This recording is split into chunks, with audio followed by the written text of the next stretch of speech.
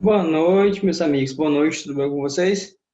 Bem, hoje a matéria é Direito Internacional. Vamos continuar aquela pegada da última aula dessa matéria, que eu comecei a falar com vocês o que era tratado internacional, como se classificava. Hoje vamos pegar mais orientado para procedimentos, como o tratado entra em vigor, como é que funcionam as reservas, algumas cláusulas especiais do contrato, é bem tranquilo. E, por fim, vamos estudar um tópico que caiu na terceira fase do último ano, que é o quê? Hierarquia do direito internacional, dos tratados internacionais, frente ao direito interno. É um tema muito bom de se estudar, importantíssimo para a primeira e para a terceira fase. Beleza? Antes de começar, uma frase que eu vi hoje. Se não der para fazer tudo, faça tudo o que puder. Entenderam? É forte. Vamos lá começar, né? Eu vou compartilhar aqui minha tela. Vou pegar aqui o Word. Cadê o Word, meu Deus? Aqui.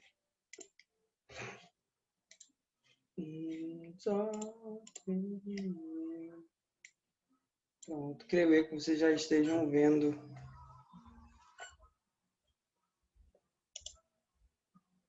Sim, pronto. Agora vocês estão vendo. Só que não estão me vendo. Pronto, agora estão me vendo. Beleza? Hoje vamos começar. Por que não está fixado? Pronto, tá gravando. Primeiramente, vamos entender os passos a serem dados para o Tratado Internacional acabar se fixando no ordenamento jurídico brasileiro. Em primeiro lugar, a negociação. Essa negociação é uma fase inicial dos processos de elaboração do próprio Tratado Internacional. Os estados se organizam, começam rodadas de debates para a elaboração do texto do Tratado Internacional, beleza? A adoção do texto já é uma fase final. Fazem as rodadas negociatórias e começam a pensar qual texto seria o do tratado. Quando isso já está meio que ficado, eles criam a fase da adoção do texto. De acordo com o artigo 9 da Convenção de Viena de 69, para adotar um texto, há a necessidade de ter 2/3 dos presentes e votantes. Ou seja, isso é importante, esse dado é importante para a nossa prova. Beleza? Tem uma exceção, que quando a maioria dos participantes resolve fazer uma regra diferente. Mas, em geral, para se adotar um texto, precisa de 2/3 dos presentes e votantes. Tá bom? Beleza. Depois que eles adotam um texto, há a assinatura do Tratado Internacional.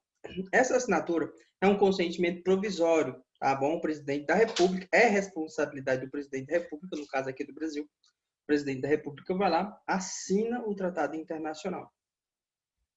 Tá aqui a previsão, lá embaixo eu vou colocar para vocês o artigo, para vocês lerem, tá bom?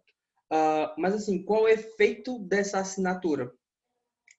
Isso é importante vocês terem a noção, porque apesar de ser um consentimento provisório, já repercute no direito interno e internacional. Tá bom? Quando o presidente da República vai lá e assina um tratado internacional, automaticamente ele está falando assim: ó, eu não vou frustrar nem os objetivos nem as finalidades desse tratado, porque eu já dei o consentimento da minha nação de que temos interesse, desculpa, em ratificar, em prestar esse compromisso definitivo com vocês. No momento é só temporário, mas no futuro a gente vai ratificar, tá bom? A partir dessa assinatura do Tratado Internacional, o que ocorre é que, por meio de uma mensagem presidencial, o Congresso Nacional, falha, meu Deus, o Congresso Nacional, ele recebe essa assinatura e ele se utiliza do controle parlamentar. É meio que uma forma do povo participar das decisões políticas no âmbito internacional que o presidente da República faz. Então, o presidente da República elabora uma mensagem presidencial. Essa mensagem presidencial vai para o Congresso Nacional e o Congresso Nacional autoriza ou não a ratificação pelo presidente da República. Isso é importante vocês terem na sua cabeça que o Congresso Nacional não ratifica, ele apenas autoriza o presidente da República ratificar o tratado internacional. Tá? Isso é bastante importante, é peguinha de prova. Beleza? Vamos dar seguimento, eu vou beber água porque eu estou tossindo muito. A partir do recebimento dessa mensagem presidencial, o que ocorre? Ocorre que a partir da deliberação dos parlamentares, eles decidem aprovar ou não aprovar a autorização por meio da... Eles aprovam ou não a autorização para o presidente da República ratificar. Tá bom? E eles instrumentalizam essa decisão, deliberação deles, por meio de um decreto legislativo.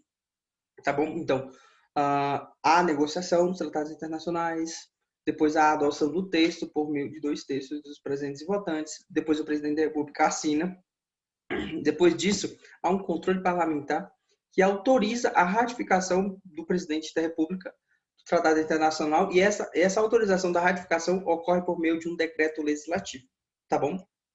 A partir disso, vai ter o quê? A ratificação do próprio presidente da República, a publicação e a promulgação. Beleza? Agora vamos destrinchar a ratificação. Vou só grifar aqui os pontos importantes, galera. Fase inicial, tá? As negociações sobre fase inicial, a adoção do texto. Essa parte aqui é super importante para fins de prova. Está previsto no artigo 9, tá? A assinatura é um consentimento provisório. Pois, isso daqui é bom de cair em prova, galera. Bom mesmo. Tá? Responsabilidade do presidente da República. Tá? E os efeitos aqui, ó. Os efeitos também, a galera não estuda eles e pensa, não, é só temporário, então não tem nem efeito. Tá bom? Isso daqui, decreto legislativo, caiu em prova já uma vez. Então vamos grifá-lo. Beleza? Vamos partir para o próximo. O que é uma ratificação? É quando o Estado se compromete definitivamente àquele tratado internacional. É um ato internacional e, dessa forma, a Constituição prevê a competência do presidente da República. Tá bom? O Congresso Nacional, ele apenas autoriza a ratificação. Ele não ratifica, ele apenas autoriza. É diferente, tá, gente? E essa autorização por meio de um decreto legislativo. Cabe ressaltar ainda que a ratificação é um ato unilateral e discricionário do presidente da República. Tá? Ele, apesar do Congresso Nacional já ter ido lá e ter aprovado o Tratado Internacional, aprovado a ratificação, o presidente da República, pode ser outro presidente, porque às vezes demora essa ratificação, um outro presidente pode falar, não quero mais. É um ato unilateral dele, é discricionário dele. Mas sabemos que tem inúmeras outras questões políticas por trás dessa decisão. Então, ele não é irresponsável. Nenhum presidente é irresponsável. Tá bom? E além disso, é um ato irretratável e expresso. Tá bom? Irretratável por quê? Porque depois tu ratifica, tu não tem como falar assim, não quero mais não. A não ser que tu denuncie o tratado internacional. Tá bom? É um instituto que a gente vai estudar mais para frente. Vamos aqui só grifar as partes importantes. É um decreto legislativo, como eu já falei para vocês. A galera esquece que é um ato discricionário. A galera pensa, o Congresso já autorizou e tal. O presidente tem que ratificar. Não, o presidente pode ratificar. Bom? Vamos para o... Vai, pessoal, estou com tuberculose. Vamos aqui para a próxima parte. Publicação, promulgação, registro e publicidade. Beleza. Após ratificar, o presidente da República ele elabora um decreto executivo, tá bom? Então vamos recapitular toda a linha do tempo para você se situar. Negociações, fase inicial, a adoção do texto por meio de 2/3 dos presentes e votantes, assinatura pelo presidente da República, autorização por meio de um decreto legislativo do Congresso Nacional, permitindo que o presidente da República ratifique. O presidente da República ratifica e elabora um decreto executivo. Beleza? Vamos partir.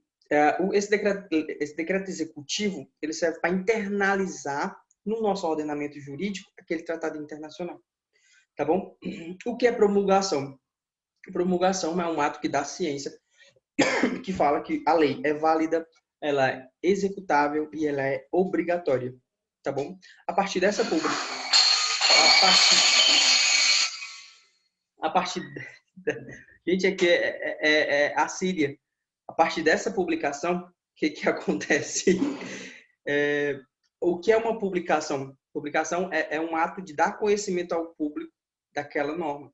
Então, o presidente da República ratifica por meio de um decreto executivo, ele promulga e, a partir dessa promulgação, ele publica, da ciência, da publicidade aquele ato. Beleza? Só quero destacar para vocês a participação do acordo executivo. Por que ele é importante? Porque ele é uma exceção a todo esse trâmite. No acordo executivo, apenas há uma publicação no Diário Oficial da União. Não precisa da participação do Congresso Nacional. Tá bom? E, por fim, é interessante ressaltar para vocês que no artigo 102 da Carta da ONU, há uma previsão expressa de que todos os tratados internacionais, todo o arcabouço do direito internacional, ele deve ser registrado e publicado no Secretariado da ONU. Esse procedimento serve para os estados poderem se insurgir daquela normativa no âmbito dos órgãos da Organização Internacional, da ONU. Então, só pode dizer, tipo, numa CIJ, numa Comissão Internacional de Justiça, um Conselho Internacional de Justiça, CIJ, que há um tratado, se tiver registrado lá na própria Secretariado da ONU. É importante destacar que isso não é uma condição para o tratado vigorar, tá? Isso não é uma condição. Beleza? Fechamos essa parte, vamos rapidamente tratar sobre reservas. O que é uma reserva num tratado internacional? Galera, a reserva é meio que uma declaração unilateral. Faltou grifar, né, cara? Toda vez esqueço de grifar. Decreto executivo, isso que é importante. Deixa eu marcar aqui, decreto executivo, você tem que lembrar disso. Que mais? Isso aqui. Acordo executivo. Tá? E esse artigo 102 da Carta da ONU. Nossa, gente, praticamente ninguém conhece isso. Se você souber na prova e destacar lá na sua dissertação daqui, creio que vai tirar uns pontinhos extras. Beleza? Vamos falar agora de reservas. Tá bom? Reservas lá no Tratado Internacional. Para que serve uma reserva? Como falei anteriormente, reserva é uma declaração unilateral. Meio que ela, qualquer que seja a sua redução ou denominação, ela expressa uma possibilidade do Estado, contratante daquele tratado internacional, falar assim, putz, isso daqui, esse artigo, eu não quero que se aplique aqui no meu Estado. Ou esse artigo, ele vai se aplicar dessa forma aqui no meu Estado. Isso é uma reserva. Pode ser também chamado de salvaguarda, tá bom, galera? Meio que assim, ele, cara, reservou, pô, isso daqui eu não quero. Basicamente é isso, tá bom? Mas ele é uma declaração unilateral. Ela pode ser feita tanto na assinatura, quanto na ratificação, quanto na fase de aceitação, aprovação do tratado, ou próprio na própria adesão também, tá bom? Então, a qualquer fase ali, pode reservar alguma parte do tratado internacional. Tem o objetivo de excluir ou modificar alguma parte do tratado, tá bom? Modificar o efeito jurídico de determinada disposição. Há duas formas de reservas: as reservas exclusivas e as reservas interpretativas. O nome é bem sugestivo. Exclusiva por quê? É exclusivo porque tu realmente vai afastar o efeito de uma determinada disposição naquele tratado. Interpretativa, tu vai dar o sentido, vai dizer como será aplicado aqui no Brasil, por exemplo. Tá bom?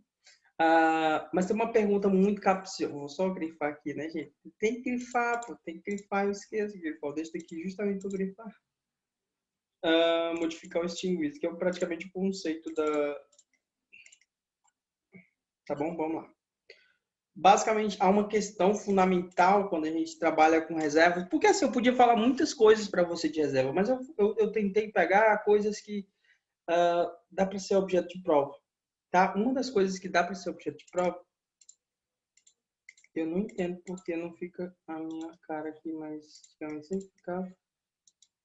Só tem uma opçãozinha de fixar aqui. Não tem. Então, vamos lá, né? Bora lá.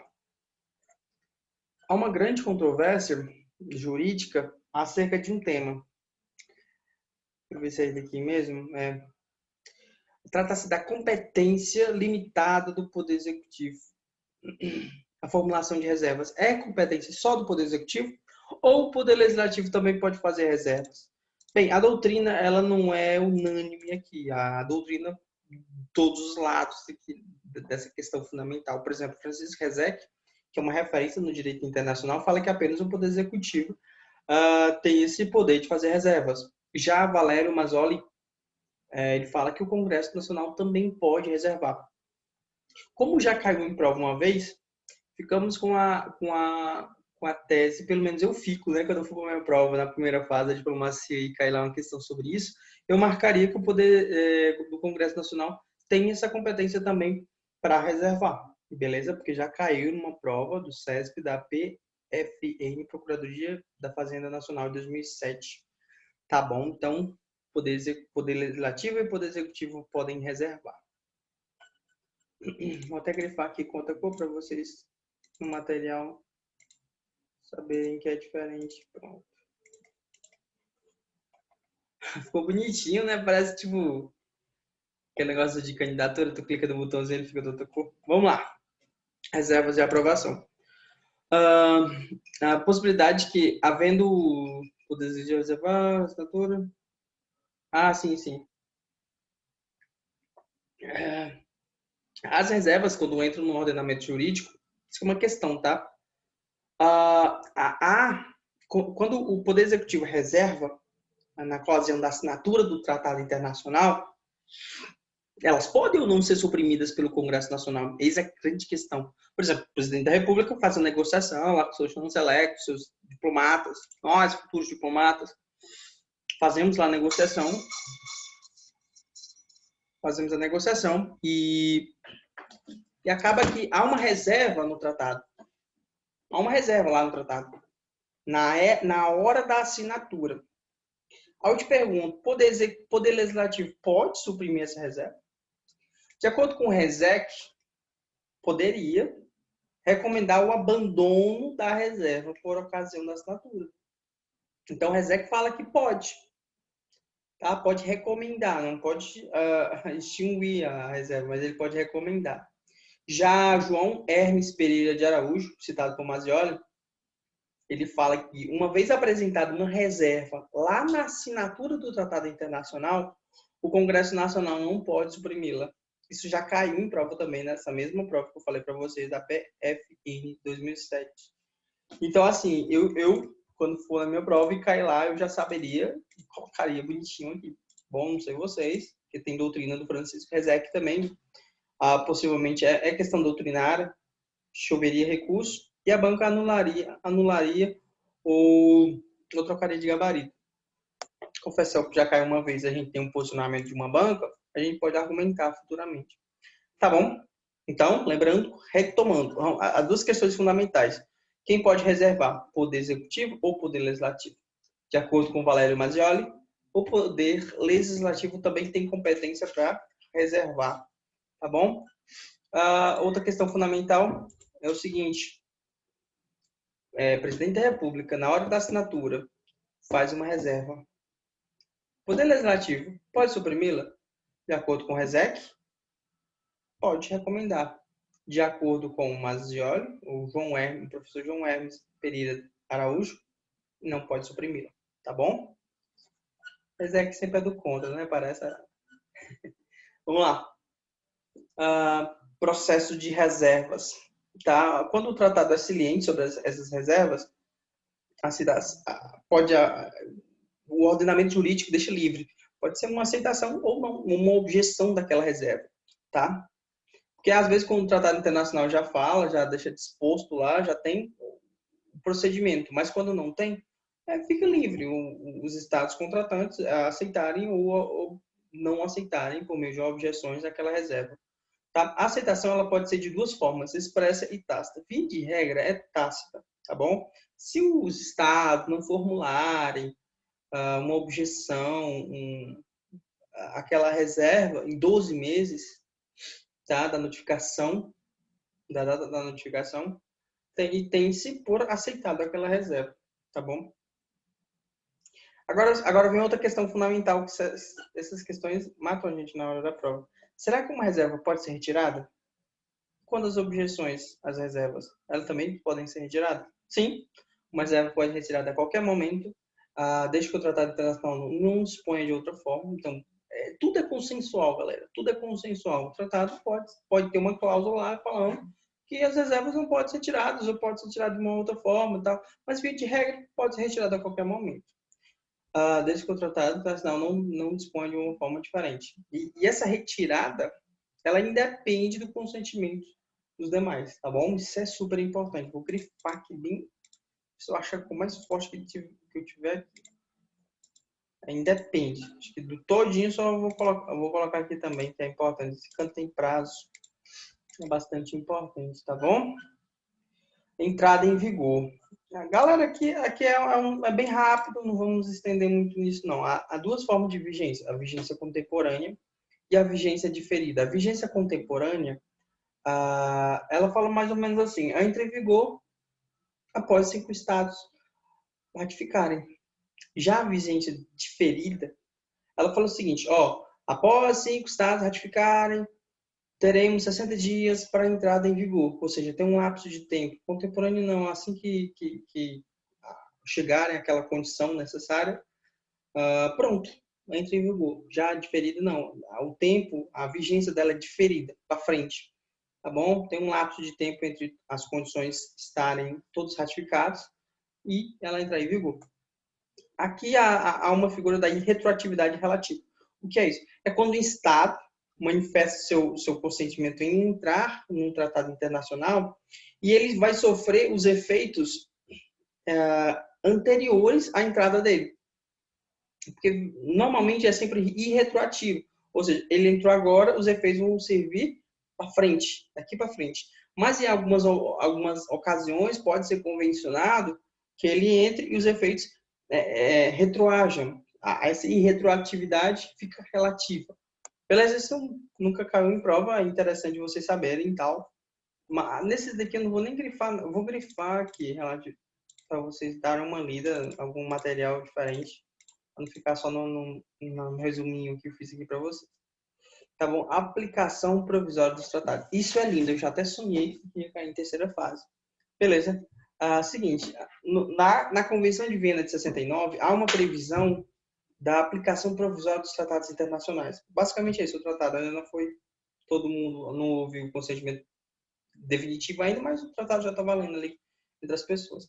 O Brasil não reconhece essa aplicação provisória dos tratados. Não reconhece. Tá? Por quê? Porque há uma incompatibilidade com o ordenamento jurídico brasileiro. Ele fala que, depois de assinado, o Congresso Nacional tem que ir lá e autorizar a ratificação. Com essa aplicação provisória, não necessariamente precisaria do Congresso Nacional. Então, assim, o Brasil reservou esse artigo 25 da Convenção de Viena. Ele reservou. O estudo que a gente já pegou hoje já serviu para uma coisa aqui.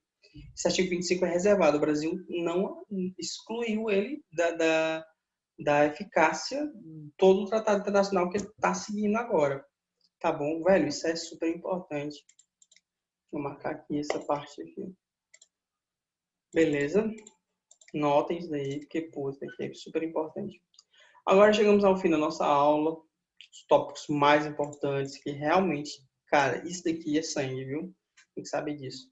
Tá? A relação entre o direito internacional e o direito interno. Léo, tá dentro do que tu ensinou? Sim, pô. Estudei tratado internacional. Tratado internacional é uma forma do direito internacional internalizar o direito interno. Mas como funciona isso? O direito interno é uma coisa, o direito internacional é outra e tal. Como é que funciona isso? Há duas teorias. A teoria dualista, que eu vou explicar nesse primeiro slide, e a teoria monista, que eu vou explicar nesse segundo slide. Beleza? Depois eu vou explicar como é que funciona o posicionamento da ONU e o posicionamento do Brasil. E depois, por fim, eu vou explicar para vocês como é que funciona uma tratativa especial falando dos tratados internacionais de direitos humanos. Beleza, vamos lá. A teoria dualista foi proposta por Karl Trippel e Dionísio Anzilut, mais ou menos isso. Não precisa se preocupar com isso, não. Ele fala que no plano internacional, o compromisso no plano internacional, ele não terá repercussões no plano interno. Por quê? Porque, basicamente, ele fala que são ordens jurídicas independentes e autônomas entre si. Tá? Somente terão eficácia e aplicabilidade interna após ser incorporado. Então, o direito internacional ele precisa ser incorporado ao direito interno para ele ter repercussão.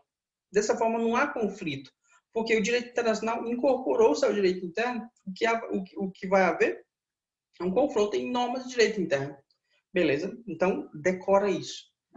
São ordens jurídicas independentes e autônomas entre si. O direito internacional não repercute no direito interno. Tá bom? Porque o direito internacional precisa ser incorporado no direito interno para ele poder ter eficácia. Beleza. Há duas formas de dualismo. Dualismo moderado, tá? E o dualismo radical. Esse dualismo radical, ele fala o seguinte: essa internalização que o Tratado Internacional ele ocorre por meio de lei, tá? Tem que fazer uma lei nos ditames daquele Tratado Internacional. Já o moderado fala, não, é um ato infralegal já resolve o problema, tá? O Tratado Internacional incorpora-se ao direito interno por meio de uma norma infralegal, um ato infralegal, tá bom? Vamos agora para o monismo. O monismo, ele fala o seguinte: tudo é uno, cara. Mono. O direito internacional e o direito interno são únicos, um sistema jurídico único. Não há necessidade de internalização do direito internacional para o direito interno, tá? A eficácia é automática no plano interno. O que se decide no Tratado Internacional já repercute no direito interno, tá bom? Segundo o Valério Mazzioli, o que acontece é que o direito internacional e o direito interno formam um único universo jurídico, tá? E o direito interno retira seu fundamento no direito internacional. Viram como está moderno a teoria? Beleza. A divisão do monismo é entre internacionalistas e nacionalistas. Internacionalistas é alavancado pelo Hans Kelsen. Ele fala o seguinte: entre um conflito de uma norma internacional e uma norma interna, quem prevalece é o quê? Olha o nome da teoria. Teoria monista internacionalista. Quem tem prevalência é o direito internacional, é o diploma internacional. Já o monismo nacionalista de Engel, o que acontece? Quando há esse conflito de uma norma de direito internacional e de uma norma de direito interno, quem vence é o direito nacional. Tipo assim, é meio que extremos, internacionalistas e nacionalistas. Só que assim, o internacionalista há uma opção moderada e uma opção radical, tá bom? A opção moderada é falar o seguinte: o juiz decide no caso concreto qual ele vai seguir, por qual ordem cronológica, por qual ordem de especialidade, tá bom? O radical não, o radical, direito internacional aqui, sempre. Beleza? A Convenção de Viena, ela deu o seu posicionamento. Ela utiliza-se do monismo internacionalista, está previsto no artigo 27. O que é esse monismo internacionalista que eu falei para vocês? É o que fala entre o conflito entre o direito interno e o direito internacional. Quem ganha de quem? Direito internacional. Tá bom? Os artigos estão lá embaixo para vocês darem uma lida no material, tá bom? Eu vou dar uma... Estou chegando no fim aqui, então vamos lá. A hierarquia dos tratados internacionais no Brasil. A Constituição brasileira, ela meio que não deixou claro isso, beleza, galera? Não deixou claro se tem hierarquia, como é que funciona do direito internacional e do direito interno. Em 1977, o Supremo Tribunal Federal, ele considerava que as normas de direito internacional, ele sempre prevaleciam sobre o direito interno. Só que assim, no mesmo ano, houve um recurso extraordinário e o STF já mudou de posicionamento. Ele falava o seguinte: os tratados internacionais e as leis ordinárias possuem paridade normativa, ou seja, o mesmo valor. E o conflito entre uma entre uma e outra deve ser resolvido por critérios cronológicos e de especialidade. Isso vigora mais ou menos até hoje, tá bom, gente? O que acontece é que vocês percebem que essa é uma visão do monismo moderado, como eu falei para vocês. Depende do caso concreto. É o monismo internacionalista moderado, tá bom? Percebeu algo esquisito?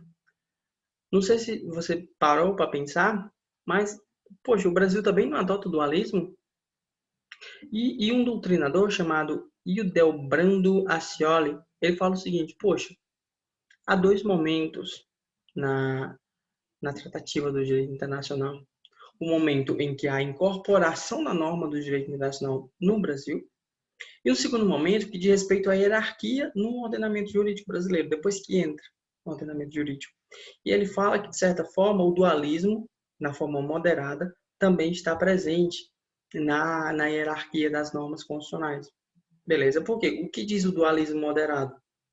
O dualismo moderado, como eu já falei para vocês aqui em cima, ó, dualismo moderado fala que para internalizar precisa de um ato infralegal, tá bom? E digamos que realmente acontece isso. Beleza? Vamos passar aqui. Hierarquia dos tratados internacionais de direitos humanos no Brasil. Aqui há uma previsão constitucional, a previsão no artigo 5º, parágrafo 2º, e os doutrinadores falavam que só com ele já dava para dizer que o direito internacional entrava no ordenamento jurídico como norma constitucional, tá bom? Você pegar a sua Constituição aí, pegar o parágrafo 2º, você vai ver isso. Eu vou até ler para vocês aqui embaixo. Parágrafo 2º, pronto. Os direitos e garantias expressos na Constituição não excluem outros documentos e regimes e princípios a ela adotados, ou os tratados internacionais a que a República Federativa seja parte. Por só isso daqui, os doutrinadores já achavam suficientes para falar que o direito internacional incorporava no direito brasileiro como se fosse uma norma constitucional, tá? Só que o STF, ele entendia diferente, ele entendia que tratados internacionais de direitos humanos guardavam paridades normativas com leis ordinárias. Tal posicionamento mudou com a emenda 45 de 2004. O que essa emenda falou? Ela introduziu o parágrafo 3º no artigo 5º. Vou ler aqui o parágrafo 3º do artigo 5º para vocês. Os tratados e convenções internacionais sobre direitos humanos que forem aprovados em cada casa do Congresso Nacional em 2 turnos, por 3/5 dos votos respectivos membros serão equivalentes a emendas constitucionais. Viu? Eles estavam, não, tem muita bagunça aqui, vamos resolver esse problema. E acabaram criando esse parágrafo 3º aqui. Vou até grifar porque ele é muito importante. Tipo assim, agora não tem mais dúvida, né, filho? Não tem mais dúvida não agora. Já era. Já sabemos o posicionamento da casa. Beleza? Em 2008, o STF também se manifestou. E foi meio que uma revolução. Porque havia o caso do depositário infiel. A nossa Constituição Federal falou que podia ter essa prisão do depositário infiel. Só que o Brasil era signatário do Pacto de São José de Costa Rica, a Convenção Interamericana de Direitos Humanos, como é conhecido. E o que acontecia? Ela falava que não podia. E aí, gente? O Brasil tinha ratificado em 92. E aí que o STF se pronunciou novamente, né? Por meio desse recurso extraordinário. Ele falou o seguinte, gente, se o Tratado Internacional, o Tratado de Direitos Humanos, e for aprovado com quórum qualificado, que está lá na Constituição Federal, 3/5 dos membros em 2 casas, por 2 turnos, ele entrará no nosso ordenamento jurídico com status de emenda constitucional. Tá bom? Agora, preste atenção. Agora, se for um tratado de direitos humanos que não for aprovado por esse quórum especial, ele vai entrar como uma norma supralegal. Ou seja, está acima da lei, mas está abaixo da Constituição Federal. É supralegal. Tá bom? Isso é super importante. E os tratados em gerais que não tratem de direitos humanos, eles entram no nosso ordenamento jurídico por meio de uma lei ordinária. Com status de lei ordinária. Tá bom? Basicamente era isso. Eu sei que foi muita coisa, foi muita informação. E vocês podem estar bêbados de sono, bêbados de quantidade de conteúdo. Mas eu vou deixar o material disponível, vocês podem dar uma lida, podem aprofundar. Eu acho que com esse conhecimento já dá para fazer bastante questões. Eu vou começar os vídeos agora de comentar questões, um videozinho de 10 questões comentadas. Beleza? Espero que vocês tenham gostado. Se gostou, curta, compartilhe, se inscreva no canal. Mostre pro seu amigo, se tu precisar aceder também. Beleza? Tchau, gente. Até mais. Vou fechar aqui.